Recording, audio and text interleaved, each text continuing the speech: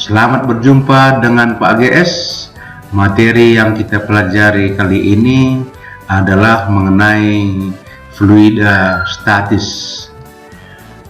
Pengertiannya adalah perbandingan antara massa dengan volume benda.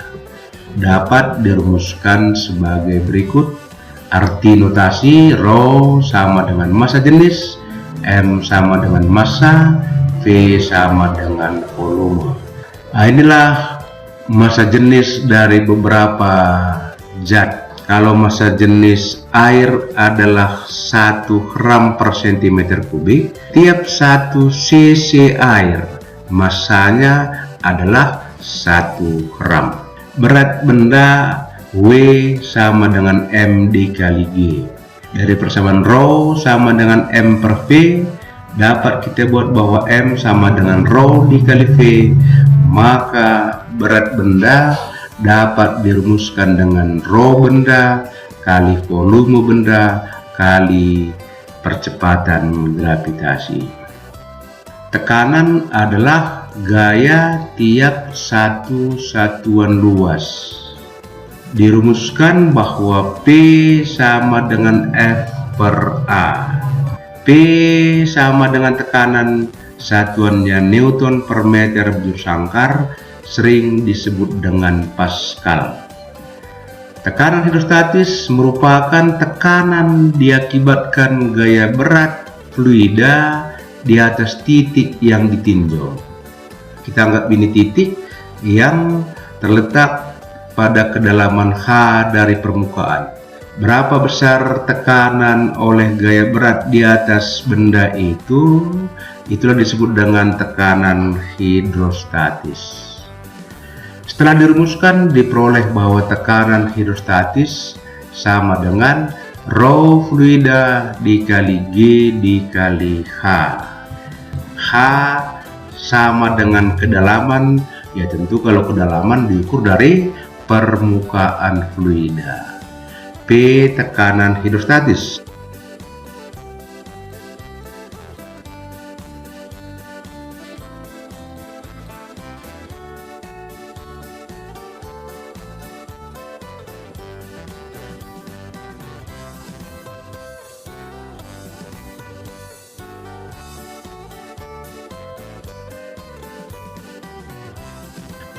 Tekanan atmosfer adalah tekanan udara terhadap permukaan benda yang berada dalam lingkungan atmosfer.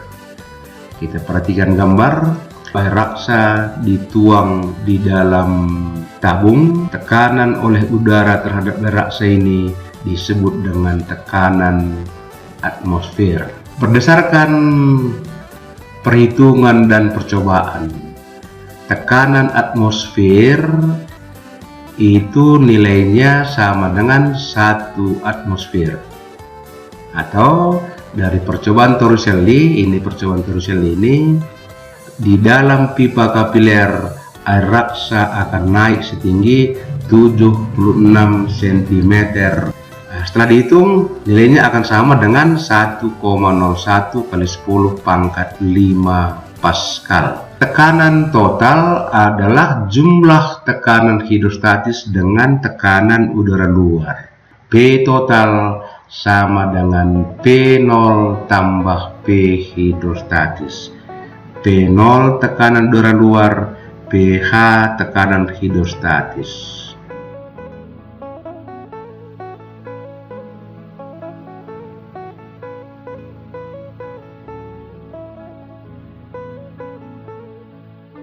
Setiap titik yang terletak pada bidang datar dalam fluida yang sama akan memiliki tekanan hidrostatis yang sama. Perhatikan gambar A, B, C, D terletak pada bidang datar. Walaupun berbeda kuantitas fluida di atas A, B, C, dan D, keempatnya ini mempunyai tekanan hidrostatis yang sama. Jadi P hidrostatis A sama dengan P hidrostatis B sama dengan P hidrostatis C sama dengan P hidrostatis D asalkan A, B, C, D terletak pada bidang datar. Penerapan hukum pokok hidrostatis.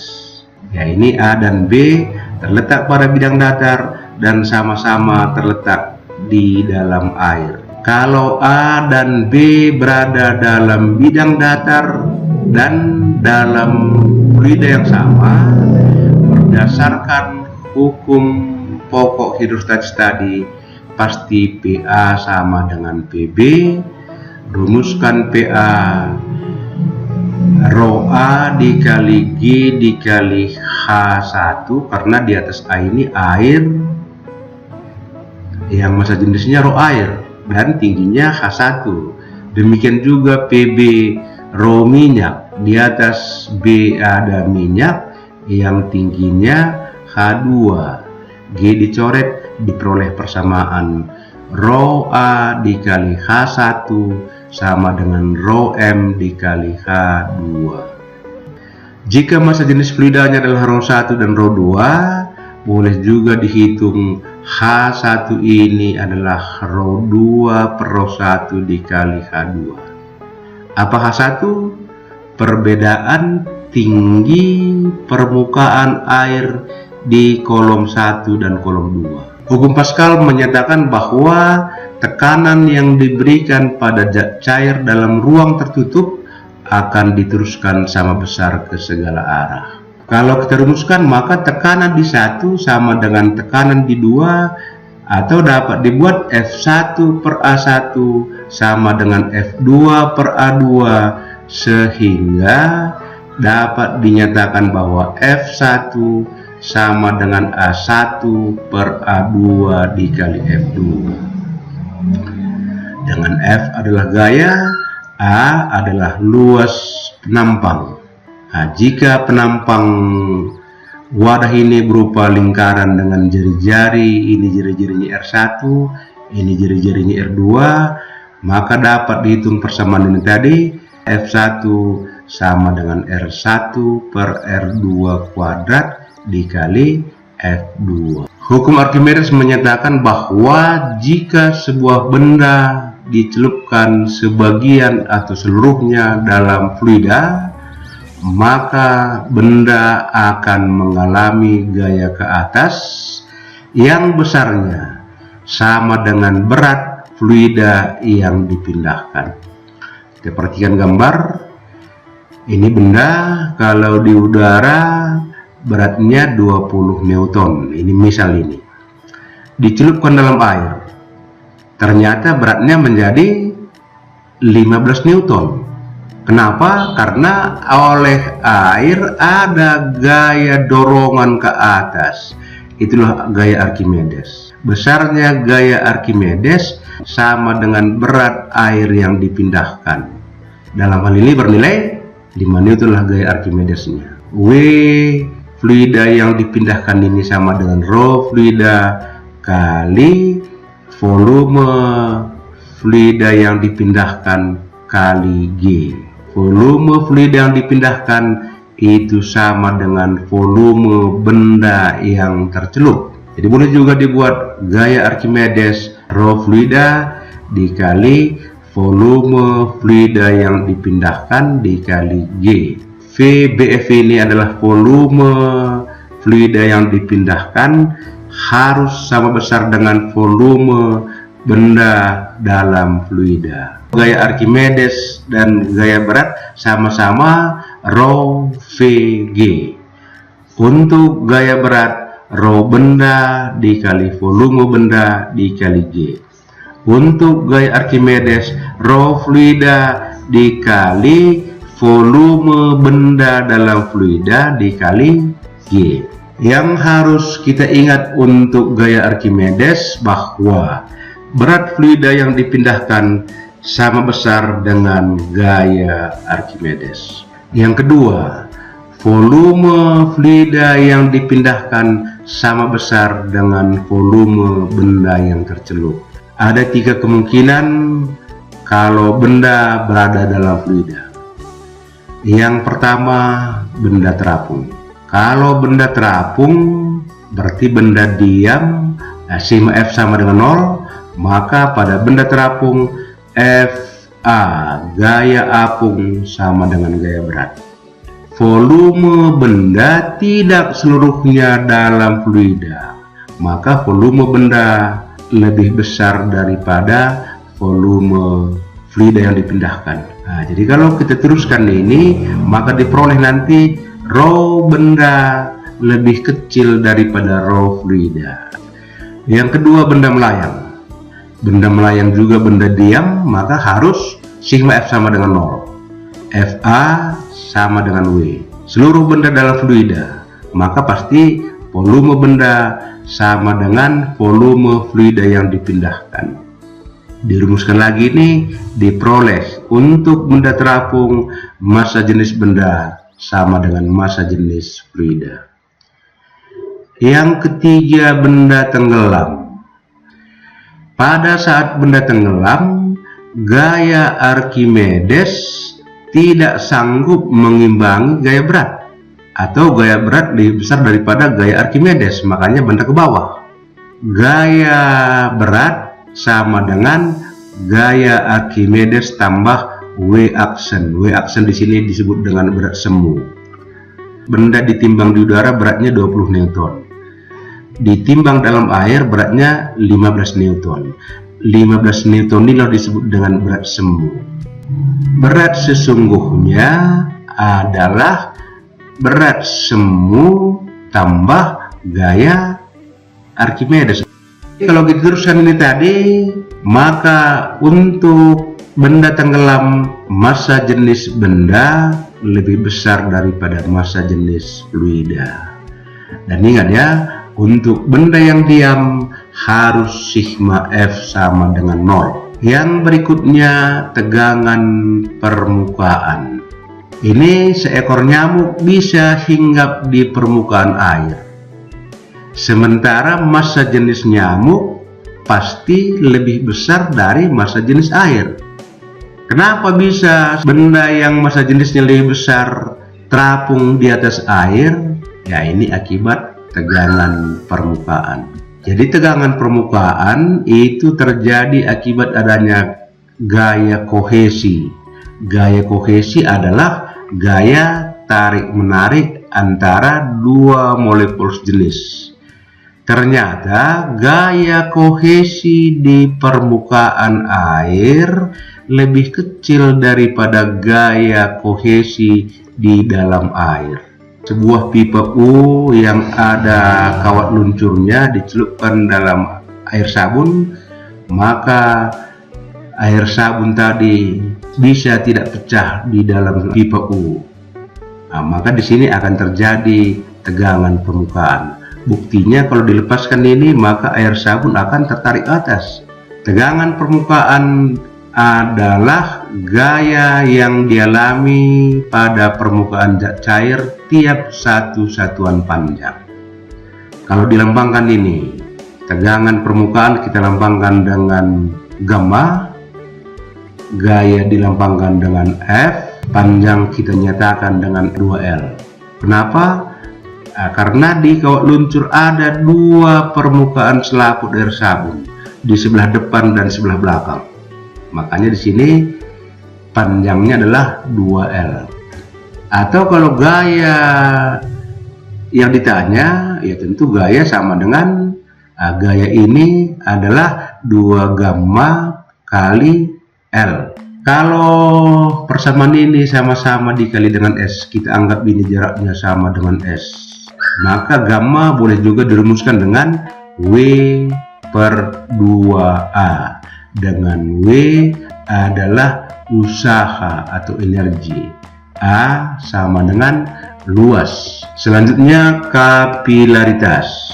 Kapilaritas adalah peristiwa naik atau turunnya permukaan zat cair dalam pipa kapiler. Apa pipa kapiler? Pipa yang penampangnya sangat kecil sekali. Ini pipa yang sangat kecil, jari-jarinya dicelupkan dalam air, maka permukaan air naik dalam pipa. Kalau pipa yang sama dicelupkan dalam air raksa, maka permukaan air raksa turun di dalam pipa. Gejala kapilaritas terjadi akibat gaya adesi dan kohesi. Adesi adalah gaya tarik-menarik antara dua molekul yang berbeda jenisnya. Kohesi adalah gaya tarik-menarik antara dua molekul yang sejenis. Gambar yang satu ini lebih kecil gaya kohesi daripada adesi. Pada gambar yang kedua ini gaya kohesi yang lebih besar. Berdasarkan penjabaran dan percobaan, maka naik atau turunnya permukaan fluida dalam pipa kapiler memenuhi persamaan berikut. Dengan arti notasi seperti berikut. Ini rowing ya. Theta sudut kontak dan R adalah jari-jari pipa kapiler. Jadi sudut kontak itu sudut yang dibentuk oleh dinding dengan bidang singgung permukaan zat cair. Sudut antara wadah atau permukaan kaca dengan bidang singgung permukaan fluida itulah theta. Pada gambar ini theta, bukan ini ya. Pada gambar yang kedua ini bidang singgung fluida, ini theta. Nah, pada gambar yang ketiga ini wadah yang bersinggungan dengan fluida, ini bidang singgung fluida, theta. Nilai theta lah yang menentukan H positif dan H negatif. Dapatkah kamu tentukan di kuadran berapa nilai cos negatif? Ya, di kuadran kedua. Kalau theta lebih besar dari 90, maka terjadi penurunan permukaan. Kalau theta antara 0 sampai 90, akan terjadi kenaikan permukaan. Viskositas adalah gaya tahanan atau gaya gesekan yang terjadi pada molekul fluida. Ini kelereng dimasukkan dalam oli, ya, maka kelereng tadi dari diam semakin cepat akhirnya bergerak dengan kecepatan konstan. Kenapa? Akibat adanya kekentalan daripada oli. Hukum Stokes menyatakan bahwa besarnya gaya yang menghambat gerakan kelereng ini tadi itu dirumuskan oleh Stokes. Besarnya gaya gesekan sebanding dengan kecepatan relatif gerak benda terhadap fluidanya.